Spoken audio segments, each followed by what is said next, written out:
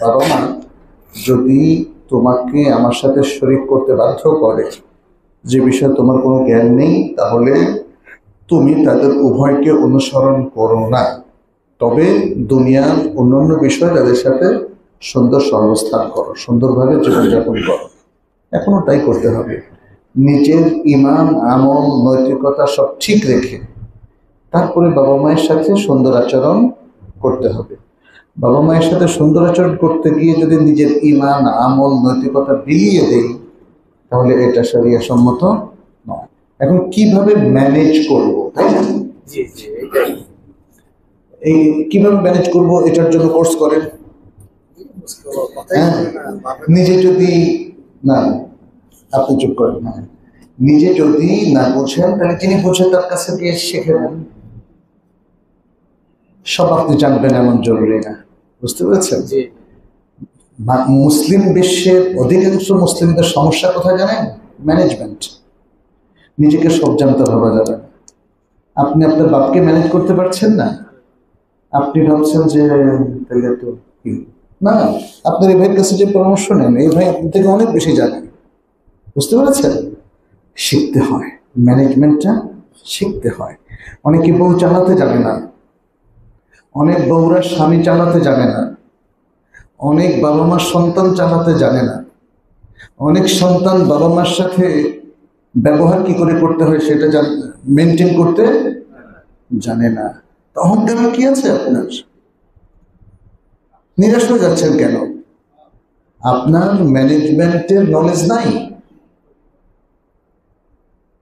তাহলে শিখেন, শিখেন, বুঝতে পেরেছেন? উম্মার সবচেয়ে বড় সমস্যাটা কি জানেন?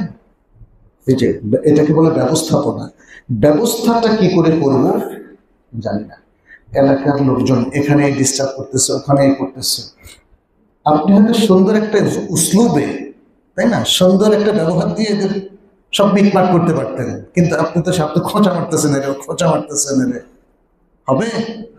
সো আমাদেরকে জানতে হবে how to manage problem, difficulties, সমস্যা, বিভেদ, এগুলোকে কিভাবে ম্যানেজ করতে হবে।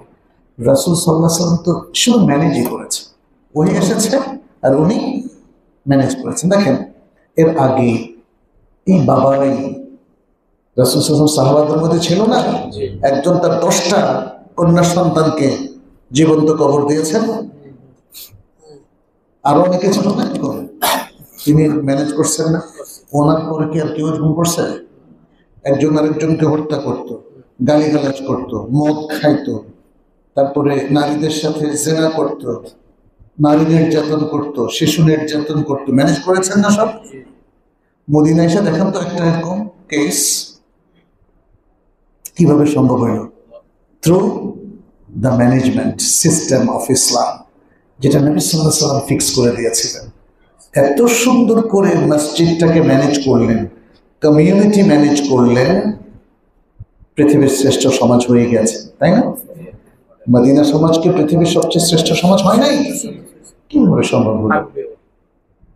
আপনি সেই ব্যবস্থাপনায় যেতে হবে। আমরা দেখা যাচ্ছে যে আমাদের মসজিদ নিয়ে বন্ধ করে, মসজিদের ব্যবস্থাপনা কমিটি বেতন গন্ডগোল, যখন কমিটিতে বসে একজন আরেকজনকে খোঁচাখুচি করে, এটা নাকি সিস্টেম, তাই না? আপনাকে সবাইকে শান্ত, শিষ্ট, সভ্য, ভদ্র, বিনয়ী করে প্রত্যেকের অধিকার তাকে দেওয়া, যার যা প্রাপ্য তাকে দেওয়া। এই সুন্দর সুষম সমাজ গড়ে তুলতে হলে জুলুম বাদ দিতে হবে, ঘৃণা বিদ্বেষ ভুলে যেতে হবে, মানুষকে ভালোবাসা দিতে হবে, ভদ্র এবং বিনয়ী হতে হবে, বুঝতে পেরেছেন? এই সিস্টেমটাকে এবং দক্ষতা অর্জন করতে হবে। আর কি বললাম? দক্ষতা। দক্ষতা। আপনি একজন সহজ সরল মানুষ, কিচ্ছু ম্যানেজ করতে পারেন না, এই সহজ সরল মানুষ দিয়েও সমাজ সুন্দর হবে না। দক্ষ রাসূল সাল্লাল্লাহু আলাইহি ওয়াসাল্লাম দক্ষ ছিলেন কিনা বলেন? তিনি পৃথিবীর সর্বকালের সেরা দক্ষ ব্যক্তি ছিলেন, এটা প্রমাণিত হয় তার সাকসেস এবং সাফল্য দেখে, তাই না? যুদ্ধ ব্যবস্থাপনা দেখেন, রাসূল সাল্লাল্লাহু আলাইহি ওয়াসাল্লামের বদর যুদ্ধ ব্যবস্থাপনা, ওহুদ যুদ্ধ ব্যবস্থাপনা, খন্দকের যুদ্ধ ব্যবস্থাপনা। হয়তো আপনি বলবেন যে বদরের যুদ্ধে অন্যরা তো পরামর্শ দিয়েছে, এই পরামর্শ নেওয়াটাও তো পার্ট অফ ব্যবস্থাপনা, তাই না? আপনাকে কে নিষেধ করছে আপনার স্ত্রীর পরামর্শ নিতে, ভাই বেড়াদার বাবা মায়ের সাথে পরামর্শ করতে কে নিষেধ করছে, তাই না? উহুদ যুদ্ধ তিনি পরামর্শ করলেন, খন্দকের যুদ্ধ পরামর্শ করলেন, ব্যবস্থা নিলেন, দক্ষতার পরিচয় দিলেন। এই জিনিসগুলো আমাদের লাগবে। একটা সুন্দর স্কুল করবেন, দক্ষতাও লাগবে, এখলাসও লাগবে।